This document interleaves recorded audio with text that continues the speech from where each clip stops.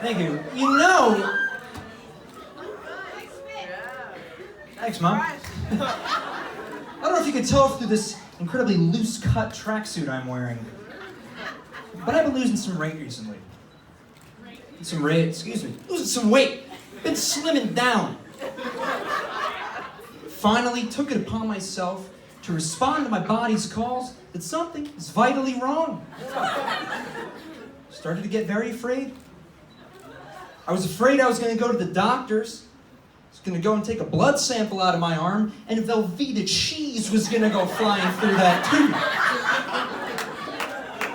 I was afraid he was going to take my blood pressure. Wasn't even going to read a number. It was going to read, wow, over, are you okay? But I feel good. I feel young, I feel lean, I feel fit. I feel, dare I say, a little sexy.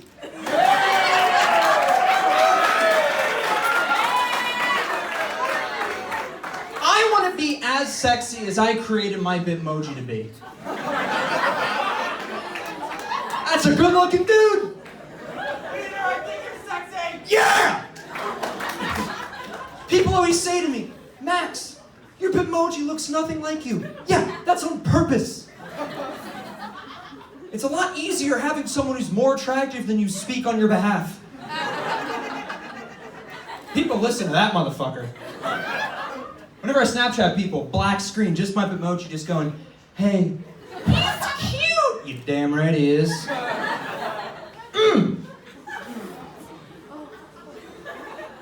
When you lose weight, you have to cut things out of your life that you love the most.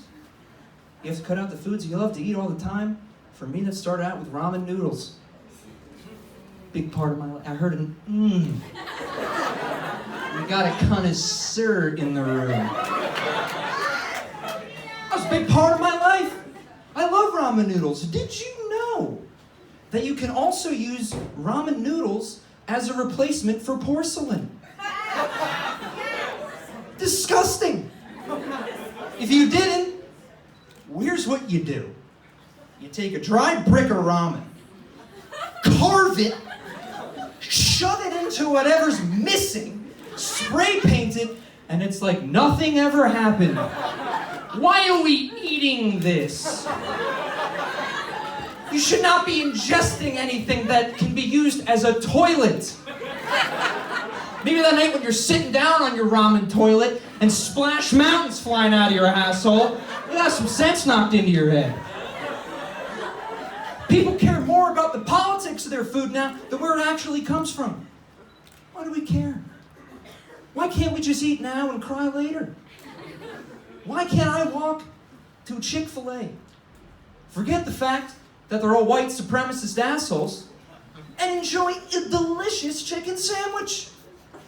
Judge me later, please. I'm hungry.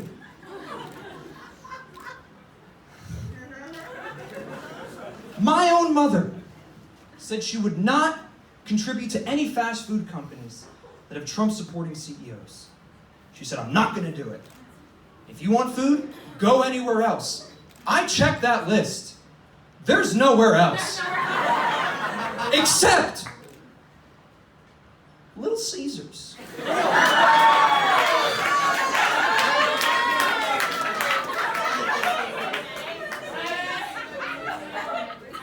Pizza.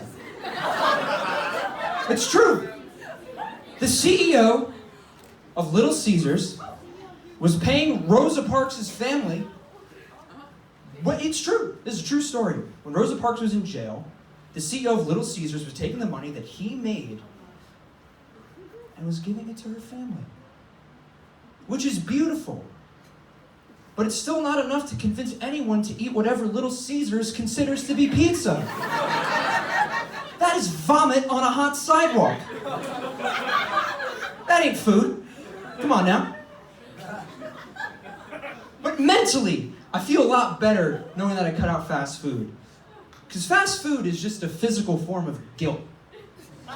No one feels good after they eat fast food.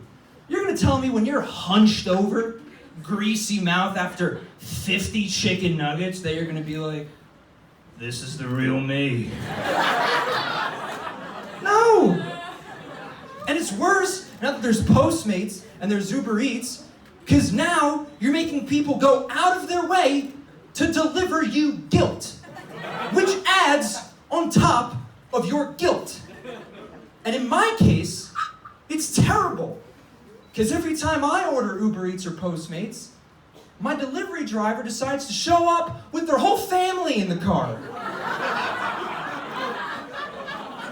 And all of them are locking eyes as soon as they pull up. And then they have the kid get out of the car and give me the food.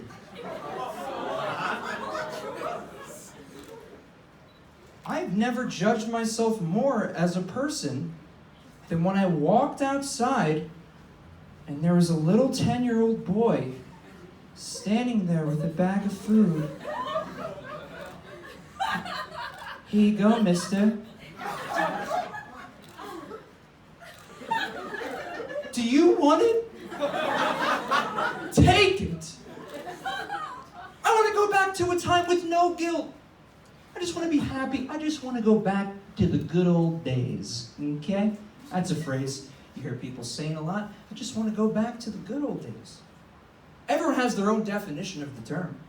I have my own definition. For me, the good old days was when I could just walk around, shit myself, and just keep moving, baby.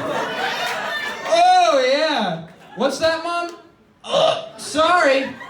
Oh, yeah. Just living my life. And then, the best part was that someone else would clean it up for you. Oh, you had your own ass butler for the first 3 years of your life. That's heaven. That's heaven.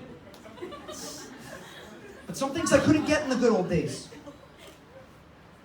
Now that I'm 19, I've started to learn all my family gossip. And that's been very fun. I recently found out that my parents did cocaine in the 80s. We got Coke fans in the back! Nice! Yeah. I found out that my parents did cocaine at my aunt's wedding in the 1980s. Yeah. And at first, my parents were so ashamed. We were all sitting at Thanksgiving and my aunt accidentally passed out the story, "Hey, remember when you did cocaine at my wedding?" My parents were like, I was like, "What up, son? Let's fucking go, man! Good shit!"